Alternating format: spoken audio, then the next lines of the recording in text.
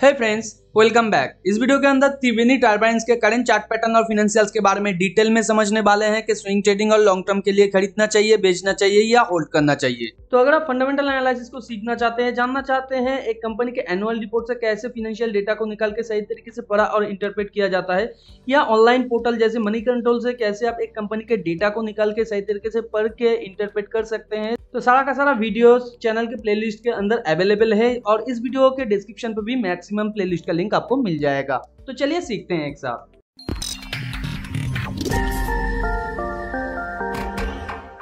तो जैसे कि स्क्रीन पे देख पा रहे हैं, त्रिवेणी टर्बाइन का ये वनडे का चार्ट है। वनडे के चार्ट में यहाँ से एक लॉन्ग टर्म ट्रेंड के अंदर गया था, उससे भी पहले ये लॉन्ग टर्म ट्रेंड के अंदर था, मगर ये इसका सेकंड लेग है और इसके अंदर भी ये एक ट्रेंड लाइन के थ्रू मूव कर रहा था और यहाँ पे फर्स्ट टाइम इसने अपने ट्रेंड लाइन को ब्रेक किया है और ब्रेक करने के बाद यहाँ पे टू लेग फॉर्मेशन से ये नीचे आया है और टू लेग फॉर्मेशन के बाद ये जनरली थोड़ा सा पुल बैक करने की कोशिश करता है। हालांकि वन लेग कंप्लीट करने के बाद भी ये थोड़ा सा पुल बैक करता है, मगर ये पुल बैक थोड़ा सा यहाँ पे लोअर फॉर्मेशन के साथ था और इसके साथ साथ ये एक सर्टेन अनरियलिस्टिक अनसस्टेनेबल मूव है, क्योंकि यहाँ पे देख सकते हैं कोई मेजर पुल बैक नहीं है और ये लगातार नीचे आने की कोशिश किया है। इस तरीके का जो ट्रेंड होता है वो ज्यादा देर तक सस्टेन नहीं करता है, क्योंकि वहां पे अचानक एक एग्जॉशन हो जाता है जैसे कि यहाँ पे हुआ है। उसके बाद ये लगातार बहुत दूसरी तरफ जाने की कोशिश करता है। तो करंट सिचुएशन में अगर आपके पास कंपनी का शेयर है और यहाँ पे आपने कोई भी ट्रेड लिया है या लेने के लिए सोच रहे हैं या ऑलरेडी आपके पास स्विंग पोजीशन है, तो यहाँ पे किस तरीके से आपको ट्रेड को मैनेज करना चाहिए या करंट सिचुएशन में आपको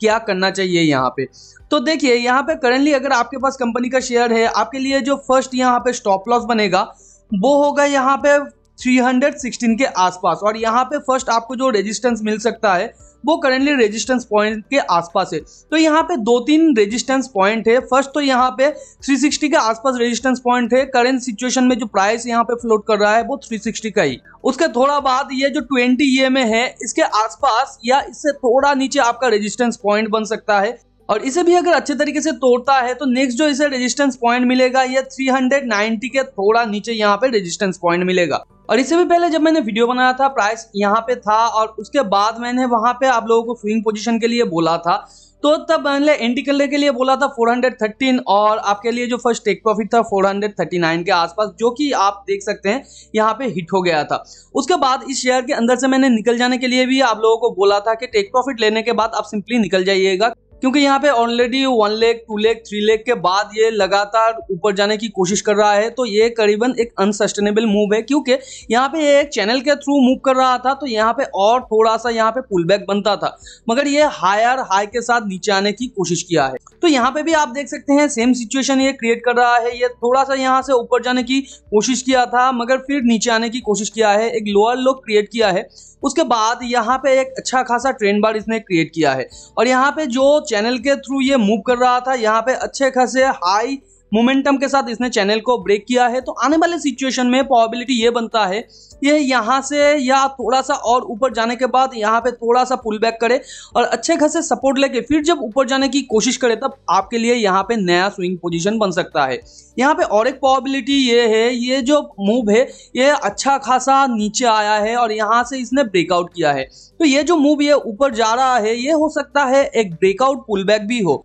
तो अगर ये पुल बैक सक्सेसफुल हो जाता है तो कंपनी का शेयर और नीचे आएगा और यहाँ पे और एक इस तरीके का यहाँ से यहाँ तक का जितना भी प्राइस एक्शन है उतना ही नीचे ये क्रिएट करने की कोशिश करेगा। और अगर ये पुल बैक फेल हो जाता है और शेयर प्राइस और थोड़ा सा ऊपर जाके फिर नीचे आके फिर ऊपर जाने की कोशिश करता है, तो यहाँ पे आपके लिए स्विंग पोजीशन बनेगा और नेक्स्ट जो आपके लिए टारगेट बनेगा, ये जो पॉइंट मैंने बताया है 390 के थोड़ा नीचे, यहाँ पे आपके लिए फर्स्ट टारगेट बनेगा और यहाँ पे फर्स्ट आपके लिए जो स्टॉप लॉस बनेगा ये जो स्विंग पॉइंट लो है इसके नीचे। और इसी के बीच में अगर ये अच्छा खासा कोई रिवर्सल का पैटर्न क्रिएट करके फिर नीचे आने की कोशिश करता है हाई मोमेंटम के साथ, तो वहां पे भी आपको निकल जाना है, क्योंकि यहाँ पे कंपनी के शेयर डबल टॉप क्रिएट भी कर सकता है ये जो प्रीवियस हाई पॉइंट है इसके आसपास। तो यहाँ पे करंट सिचुएशन में आपके लिए कोई भी यहाँ पे स्विंग ट्रेड नहीं है। हालांकि स्विंग ट्रेड था 2 दिन पहले, यहाँ से जब इसने अच्छा खासा ब्रेकआउट दिया था ये पिछले बार को और उसके बाद एक कंफर्मेशन बार दिया था और यहाँ पे अगले ही दिन यानी आज के दिन आपके लिए बाय था।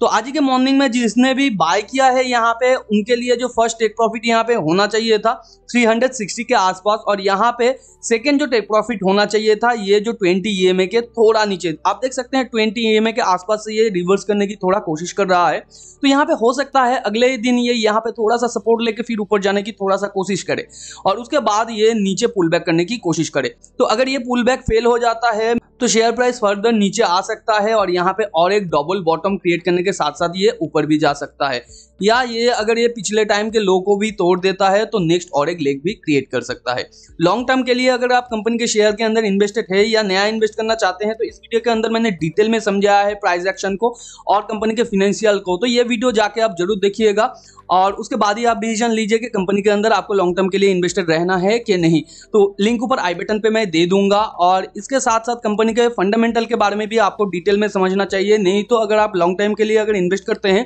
तो फ्यूचर में कब कंपनी के शेयर से निकलना है वो आपको समझ में नहीं आएगा। तो कंपनी के फंडामेंटल, मैनेजमेंट एनालिसिस और कंपनी के फाइनेंशियल एनालिसिस के बाद ही आप चार्ट एनालिसिस करके उसके अंदर अगर एंट्री लेते हैं तो आपके लिए एक सॉलिड पोजीशन होगा और फ्यूचर अर्निंग का प्रोस्पेक्ट बहुत ही अच्छा खासा हो सकता है। तो इस तरीके का डिटेल एनालिसिस अगर आप क्विकली चाहते हैं तो टेलीग्राम चैनल को ज्वाइन करके रखिए, क्योंकि सडनली अगर कोई स्विंग पोजीशन इमर्ज होता है या लॉन्ग टर्म अपॉर्चुनिटी इमर्ज होता है तो वही पे पहले दिया जाता है, क्योंकि वीडियो बनाना बहुत ज्यादा टाइम कंज्यूमिंग हो जाता है। लिंक नीचे डिस्क्रिप्शन पे दिया हुआ है, आप जाके ज्वाइन करके रख सकते हैं। मिलते हैं अगले वीडियो पर, तब तक के लिए अपना बहुत ज्यादा ध्यान रखिए। Thanks for watching and happy investing.